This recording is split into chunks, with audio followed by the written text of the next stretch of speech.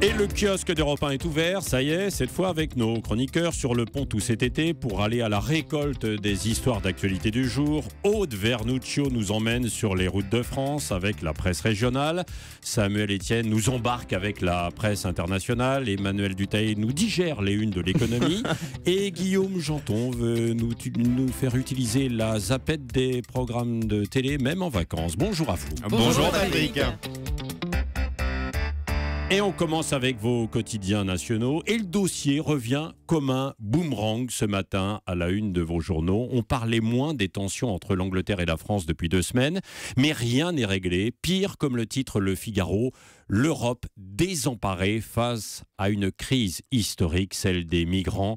La Grèce, après l'Italie, est débordée par l'afflux. À Calais, les policiers français disent friser la surchauffe. Et selon Le Figaro, le sursaut vient d'Angela Merkel et pas de François Hollande. La chancelière allemande prévient et redoute. La crise des réfugiés va nous occuper bien plus que la Grèce et la stabilité de l'euro. Dans l'IB, on est embarqué dans le business des passeurs à Calais. C'est le titre. Les réseaux clandestins exploitent cette crise pour proposer des traversées vers l'Angleterre à tous les tarifs. Et l'IB de découper les types de prestations en 4 types. Vous avez la prestation sécurisée, par exemple, entre 6 000 et 10 000 euros.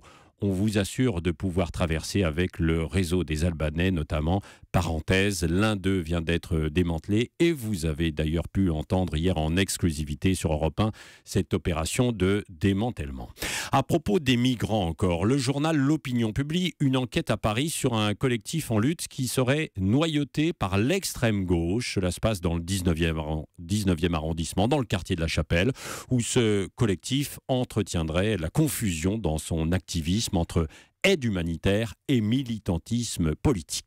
Enfin, autre sujet sur la manipulation. En une du Parisien aujourd'hui en France, les avis de consommateurs. Méfiez-vous des mensonges du net, nous explique le journal. Il ne faut pas croire sur parole tous les écrits sur les sites, car même si le procédé est illégal, des sociétés se sont spécialisées dans la production de faux commentaires et vous pourrez lire les confessions d'un pro par exemple de l'e-mensonge où il vous décortique sa technique pour être plus crédible. Un commentaire un peu mesuré aura plus de poids qu'une descente directe en flamme. Aude Vernuccio, maintenant, quelle histoire a retenu votre attention ce matin donc, dans la presse régionale ? Alors c'est un titre à la une de la République du Centre. Devenir historien de sa propre famille. On parle donc ce matin de généalogie. Pendant que certains vacanciers se prélassent au soleil, et bien d'autres, dans le Loiret, font un voyage dans leur passé. Ils scrutent les vieilles photos de famille, les actes de naissance, se rendent dans la région d'origine de l'arrière-arrière-grand-père. C'est ce qu'on appelle le tourisme généalogique. À Saint-Jean-le-Blanc, une association regroupe 700 passionnés et souvent les recherches prennent des airs d'enquête policière. Xavier Guyot, le président de l'association, par exemple, se rend même dans des cimetières, appareil photo à la main, en plein mois d'août à la recherche d'un nom ou d'une date. Et ne vous moquez pas, grâce à ce genre d'astuce, il a fini par découvrir que son cousin n'est autre qu'un ancien président de la République, j'ai nommé Félix Faure. Ah oui, et pourquoi cet engouement là ? Alors ça s'est accentué grâce à la numérisation des registres. Depuis une dizaine d'années, ils sont consultables sur Internet, pas besoin de se déplacer en mairie. Par exemple, dans le Loiret, on peut remonter jusqu'à 1832. Résultat, de plus en plus de parents, moyenne d'âge 30-50 ans, s'y intéressent. Au passage, ils embarquent les enfants dans l'aventure. Il existe même des logiciels pour classer ces recherches et des livres qui offrent des conseils. Et je termine sur ce chiffre, un Français sur 2 a déjà effectué une petite enquête sur ses ancêtres. Ah, qui l'a fait Moi, je l'ai fait. Dans ce studio. Ah, vous l'avez fait. Vous avez réussi à remonter. Vous avez trouvé quasiment jusqu'à la Révolution. Ouais. Président de la République dans Non, rien du tout, des Non, palefreniers, des domestiques. Mais c'est tout, on n'est pas un sur 2, là, il n'y en a pas d'autres qui ont fait la recherche ici. Non, pas moi. Patrick, non ? Non, pas encore. Moi-même. Pas encore. Ah, Ouais. et alors, des ancêtres célèbres ? Non, malheureusement. Non plus. Ouais. Mais c'est une passion effectivement des Français maintenant. Allez, Samuel Etienne avec vous, la presse internationale maintenant. Alors aujourd'hui, je vous emmène à la fois en Inde et dans l'espace. Alors l'espace tout d'abord, où une sonde indienne vient de nous envoyer une superbe photo de canyon de la planète Mars. Mais c'est pas tellement cette photo qui est intéressante, elle ne nous apprend pas grand-chose de la planète rouge. En revanche, elle nous dit beaucoup de l'Inde, qui devient la 4e puissance à avoir réussi à envoyer une sonde autour de Mars, après les États-Unis, l'Europe et la Russie, et avant la Chine et le Japon. Plus fort encore, cette prouesse Eh bien, l'agence spatiale indienne l'a réussi avec un budget hyper réduit, Patrick, 50 millions d'euros, 10 fois moins par exemple que le budget de la sonde américaine Maven. Et quel est le secret de l'Inde, s'il y en a un, pour réussir un pareil exploit? Eh bien, vous faites bien de parler de secret, Patrick, car il y a bien un côté recette magique dans tout cela. D'après les spécialistes de l'économie de l'Inde, nous sommes là dans la parfaite illustration du concept indien de jugad. Alors, pardon pour la prononciation, mon indien est un peu rouillé. C'est un mot hindi que l'on pourrait traduire par débrouillardise. Le jugad, eh bien, c'est trouver des solutions radicalement nouvelles, mais économes en matières premières et puis en énergie. Et par exemple, pour cette sonde dont je parlais, les ingénieurs indiens ont utilisé une fusée volontairement peu puissante, puis ont fait tourner la sonde autour de la Terre pendant 1 mois pour lui donner suffisamment de vitesse. Une sonde qui, par ailleurs, a été réalisée avec des équipements recyclés. Et Samuel, est-ce qu'il y a d'autres exemples de ce jugad? Que vous prononcez très bien, bravo. J'ai fait un Oui. lien à le faire. Par exemple, ce réfrigérateur conçu entièrement en argile, ne consommant pas d'électricité. Cette couveuse pour bébé prématuré qui coûte 1% de son équivalent dans les pays occidentaux. Ou encore ce vélo que j'aime bien, inventé par un Indien qui allait au travail sur une route pleine de nids de poules. Eh bien, il a équipé son vélo d'un convertisseur transformant la compression de l'amortisseur en énergie transmise à la roue arrière. Résultat, plus il y a de trous, plus son vélo va vite. C'est un peu dangereux, mais c'est très ingénieux. Voilà donc ce jugad, Patrick, cet esprit d'innovation typiquement indien qui s'applique du vélo à la conquête spatiale avec des résultats étonnants. Oui, quand l'Inde s'éveillera en quelque sorte, hein, Samuel Etienne, ce Beaucoup matin. disent que l'Inde a beaucoup plus de potentiel à venir que la Chine. Que la Chine, Grâce effectivement. notamment à sa démographie, mais que Oui. l'Inde a... Le nouveau puissant. Un autre puissant dans le domaine de l'économie avec vous, Emmanuel Dutheil, ce matin. Ouais, un puissant que l'on critique. Je vais Oui. vous parler ce matin du site internet Amazon. Alors vous en avez peut-être entendu parler. Le New York Times a publié en une ce dimanche une gigantesque enquête sur les conditions de travail, notamment pour les cadres au sein de l'entreprise. Les 2 auteurs de l'enquête disent avoir rencontré une centaine de salariés qui sont passés ou qui travaillent toujours chez Amazon.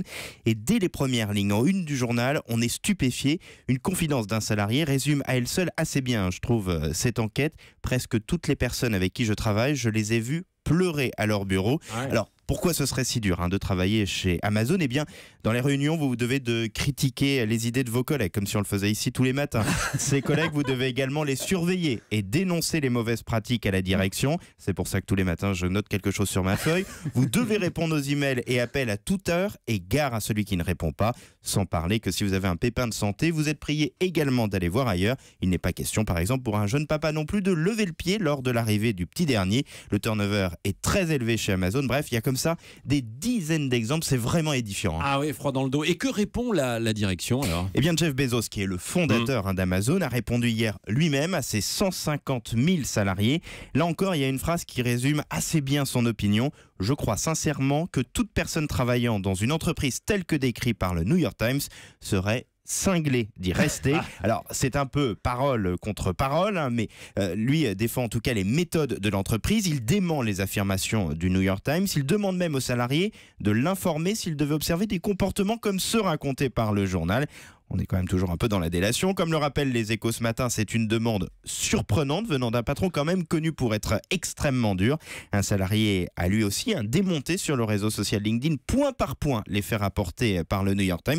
Et ce n'est pas le seul. Quand vous lisez tous les commentaires sur le site du New York Times, je vous invite à aller voir. C'est impressionnant tous les commentaires qui peut y avoir. Il y a quand même aussi des messages de soutien à l'entreprise. Malgré tout, cette enquête jette vraiment le trouble, une fois de plus, sur les pratiques managériales d'Amazon. Oui, alors c'est une enquête réalisée aux États-Unis, pas sur tous les sites. Hein. C'est une enquête aux États-Unis par le New York Times. Il faut savoir que par ailleurs, Jeff Bezos est patron de presse aussi puisqu'il détient le Washington Post. Oui, et il y a des entreprises en France, effectivement. Amazon en Europe, joue plutôt la transparence en France. En ce moment, ils ouvrent même leurs entrepôts pour les journalistes ou même tous ceux qui auraient envie d'aller les visiter. Mais malgré tout, c'est vraiment pas la première fois qu'une très grosse enquête est menée sur les pratiques managériales d'Amazon. Et là, ce qui est intéressant, c'est qu'on est également plutôt sur une population cadre, ce qui pourrait prouver que ça touche un peu tout le monde. Emmanuel Dutheil, merci. Guillaume Janton, alors vous, poupée russe, diamant et grosse cylindrée, c'est ce qui vous intéresse? Ça me résume bien. Ce soir sur Arte, donc c'est à 20h50, un documentaire. Hein. Et ce soir, Arte nous emmène en Russie pour un reportage fascinant sur un milieu très fermé, celui des oligarques russes.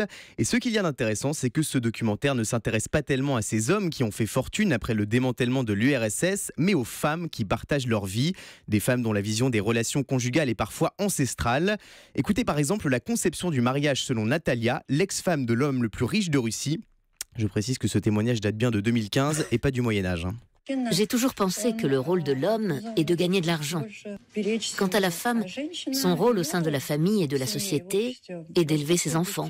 Bref, de faire de sa maison un nid douillet. Quelque chose dont un homme puisse dire « ma maison, ma forteresse ». Bon, ma forteresse, au final, on est peut-être un peu au Moyen-Âge. Alors, il y a les femmes qui partagent la vie de ces hommes riches, et puis il y a celles qui rêvent d'en trouver un. C'est le cas de Maria, 22 ans, qui quitte sa province natale pour s'installer à Moscou. Et comme beaucoup de jeunes filles russes qui veulent attirer l'attention des hommes fortunés, elle va tenter sa chance dans le mannequinat, mais sans succès. Alors, il y a plusieurs façons de refouler quelqu'un à un casting. En France, on vous dit « on vous rappellera » et puis on ne vous rappelle pas. Et en Russie, vous allez l'entendre, c'est un petit peu plus direct. Je veux devenir mannequin et j'ai une petite expérience. J'aimerais savoir quelles sont mes chances dans ce business. Certaines filles font un effet incroyable dès leur entrée. Ai-je ressenti ça? Pas vraiment. Je te vois mal faire une grande carrière. Voilà, au moins ça a le mérite d'être clair. Alors pour les filles qui ne sont pas faites pour le mannequinat, il existe d'autres moyens de mettre le grappin sur l'homme de ses rêves, comme cette école spécialisée où pour 100 €, une enseignante vous explique très sérieusement comment vous comporter pour séduire un homme riche. Être attirante ne suffit pas. La fille doit d'abord être gaie, gentille, tendre et douce.